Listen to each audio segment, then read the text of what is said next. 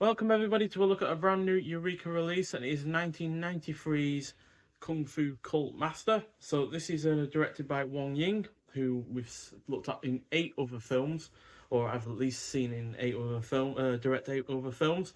But we talked about him plenty last year because a lot of his films got released either via Eureka or 88 Films. But two favourites of his so far have been Magic Crystal and The Last Blood. So this is a Wuxia film which clocks in at 103 minutes long. Stars the likes of Jet Li, who I've seen in 13 other films. Favourites from him be Hero, and the Fearless film, as well as Ching Mai Yuao, who was also in High Risk and both of the Royal Tramp films. And finally, Charlotte Chung, who was also in The Last Hero in China and Tiger Cage 3. So this is about Mo Kai, who is caught between two factions fighting over possession for two swords that will make their owner the supreme master of martial arts and even be able to take over the world. So, yeah, the energetic nature of this Wuxia film, along with the superb fight scenes, mostly make up for the excessive use of exposition, especially at the beginning. It's even worse than any Star Wars film for that matter, and at times somewhat confusing plot.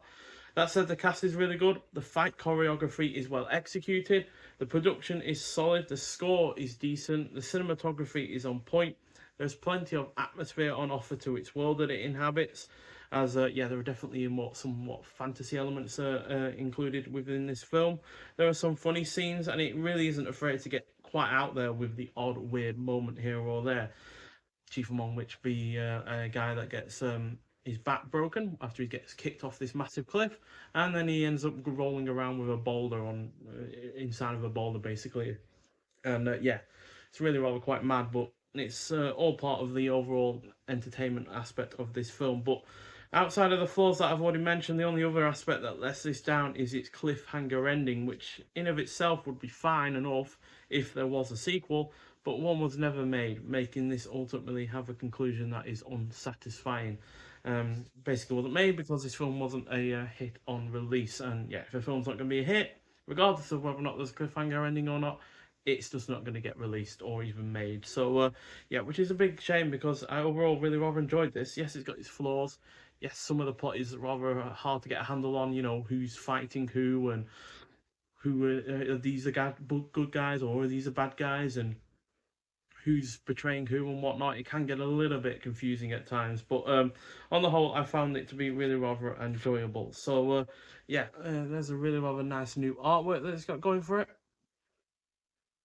We've also got the reversible artwork, which I'll show you once we've looked at the disc, which again keeps the same kind of colour theme going on there.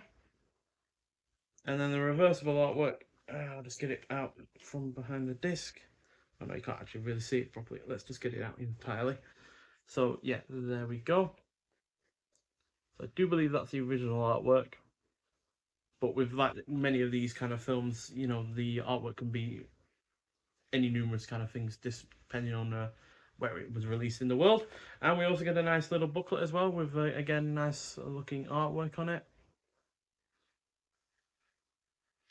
And yeah, in the booklet itself, we've got the cast and the crew, and then we've got We Don't Need Another Hero or Revenge of the Kung Fu Cult Master by Simon Abrams. And that's it.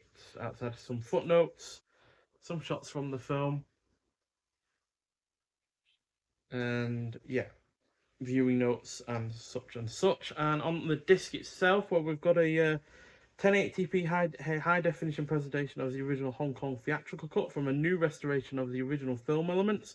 We've got the original Cantonese mono audio, optional English dubbed mono audio, optional English subtitles, brand new feature length audio commentary by Asian film expert Frank Yang, Kung Fu Master archival interview with Sammo Hung from 2004 by Frederick Ambrosine.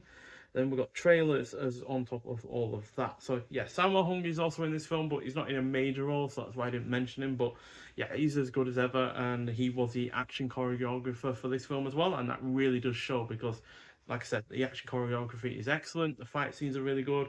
They're really well played out. They've got a good amount of violence to them as well. So yeah, on the whole, a very entertaining film. Like I said, a little bit confusing at times, and the exposition at the beginning does quite wear quite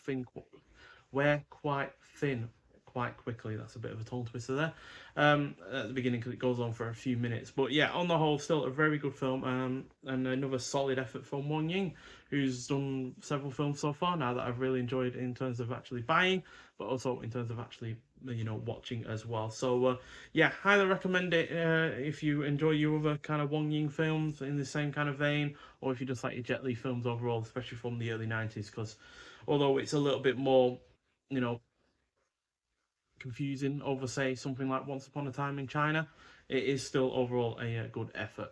Nonetheless, though, if you've seen this film before, I'd like to hear your thoughts on it. And yeah, thank you for watching, and I'll see you in the next one. Bye.